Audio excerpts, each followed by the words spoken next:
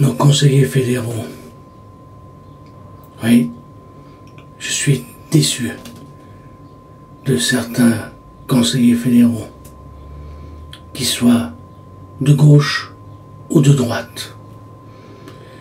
Je parle de ces conseillers fédéraux à la retraite. Soi-disant, lorsqu'ils étaient conseillers fédéraux, ils luttaient pour le peuple, pour le pays, pour le bien-être de tout le monde. Et oui. Et puis après, quand ils prennent leur retraite, ils acceptent d'autres emplois. J'estime que si on accepte un autre emploi après avoir été conseiller fédéral, j'estime qu'ils doivent renoncer à la retraite de conseiller fédéral, parce qu'ils touchent la retraite. Et oui, ce qui touche. Pourquoi je dis ça? Parce que ça permettrait à quelqu'un d'autre de trouver du travail, d'avoir du travail. Une personne suffit pour que l'on puisse aider une société. N'a-t-on pas dit, il y a si longtemps, en Suisse, un pour tous, tous pour un? Alors, messieurs les conseillers fédéraux, vous avez oublié cette belle parole de nos ancêtres? Il suffit qu'une personne accepte de ne pas travailler, ça donne la place à quelqu'un d'autre, à l'autre, et cet autre qui peut avoir une famille. Parce que il paraît que les conseillers fédéraux touchent pas mal d'argent. Leur retraite de conseiller fédéral, c'est une belle somme qui pourrait se partager en 3, en 4 belles familles qui pourraient vivre de ça. Alors, déjà, ce qui touche, c'est pas normal. Dans un contexte actuel, dans la situation actuelle. Et en plus de ça, ils deviennent professeurs. Ils travaillent à l'ONU, à l'OMS, à gauche, à droite, conseillers d'administration de telle société ou autre, dans la construction. Je trouve que c'est lamentable. Essayer de s'enrichir, être de gauche, puis essayer de se foutre plein les poches, être de droite, et puis s'en foutre plein les poches aussi. Mais de toute façon, l'homme de droite, c'est quoi?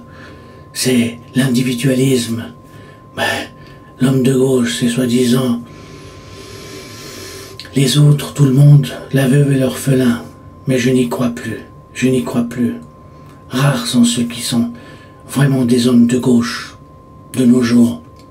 Le fric, hein, l'égoïsme, c'est ça. Le manque de savoir partager. Le partage. Je partage. Je quitte mes fonctions, j'ai une retraite et j'essaie de partager. Oui, de partager, de laisser la place à quelqu'un d'autre et pas d'essayer de bouffer le poste à quelqu'un d'autre. Soi-disant, vu l'expérience, ils peuvent aider le pays. Pensez donc. Pensez donc, la Suisse existe depuis des siècles, 700 ans et plus. On n'a pas besoin d'eux pour que la Suisse devienne la Suisse ou reste la Suisse qu'elle a été, de ce qu'elle est. Hein, franchement, faut pas croire quand même qu'ils vont apporter quelque chose de neuf en travaillant, quelque chose de subtil, d'intelligent, de nouveau, de faire fleurir le pays, d'agrandir le pays. Non, il faut pas exagérer. Eh oui, beaucoup de conseillers fédéraux m'ont déçu, mais ils me déçoivent tous. Quand on devient conseiller fédéral, on dirait que on n'est plus le même. C'est le fric. C'est essayer de se soumettre aux idées de tout le monde et finalement aux idées de personne. Je vois M. Berset, il va contre son parti. Qu'est-ce qu'il est devenu? Qu'est-ce qu'il est devenu? Heureusement que M. Maillard n'a pas été choisi.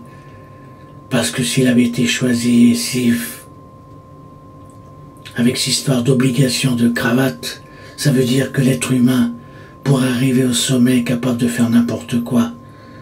Eh oui, mais je trouve qu'il faut être dur durs et profondément sincères pour résister aux tentations, les tentations les plus diaboliques qui soient.